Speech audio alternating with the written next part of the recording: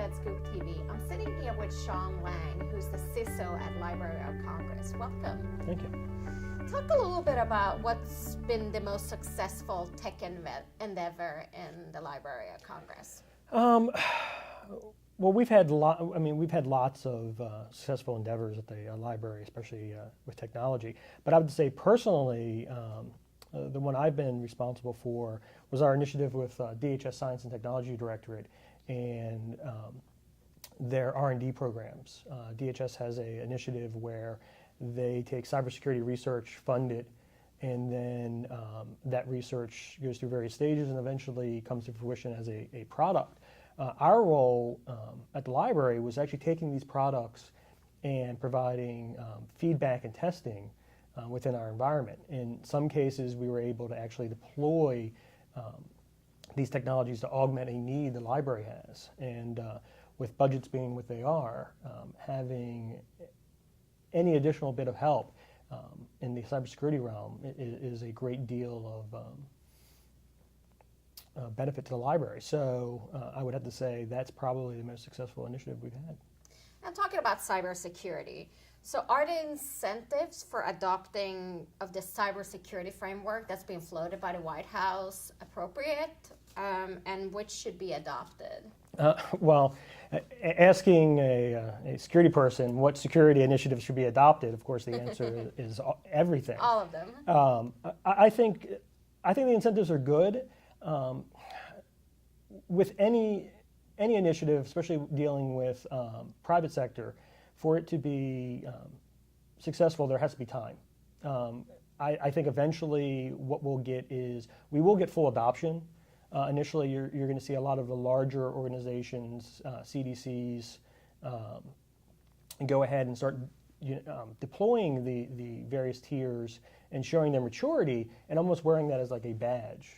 We're this maturity level. And I think as that starts taking hold, then the rest of the community will start saying, hey, this is a way I can market myself.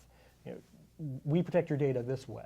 And I think when you look at, besides the clear defense contractors, Visa, MasterCard, the big payment companies, also taking that and incorporating it into their frameworks, I think that's when we'll start having full adoption. But initially, just the tier 1 requirements would be a good start. Mm-hmm. And I think DHS and the White House have a good framework, and NIST wrote a great document that, if followed, would provide security in areas that typically go unseen. Mm-hmm. And the Library of Congress obviously has vast amount of information. How do you protect that information? That's very difficult. It's very easy for DoD or DHS to go ahead and, here's the information that we need to protect. At the library, our goal is to share information. Well, the problem is I have to share information with the right person at the right time, and I have to make sure that that person asking for that data is who they say they are. So a lot of it revolves around, of course, ID and access management, and then data segregation. So besides network sensors, firewalls, and the typical best practices, a lot of it is understanding the data, understanding the users, and looking for anomalies. Mm-hmm. One of the things we look at is a lot of the insider threat tools, not because we think someone in the library is going to do something wrong, but because once that bad guy is in there, they're an insider. They have legal credentials. So it's looking at that, did Sean do something different now? Why is Sean accessing copyright data? Why is Sean sending emails to congressmen? Things like that, and that's how my team goes ahead and does their best to protect the data at the library, making sure it's available to the American people. You mentioned ID management. How have you implemented that? The library is a unique organization. We're part of the legislative branch, so a lot of the requirements by OMB, the White House, for ID management, we're exempted from. In some cases, that's a good thing, but in ID management, it becomes a problem. Compound that with, we have customers that are both the private sector, the public and other federal agencies, and now you have a mix for lots of areas where things can go wrong. So the library has basically taken a slow approach. We do some federated ID with other legislative branches. It's much more simpler.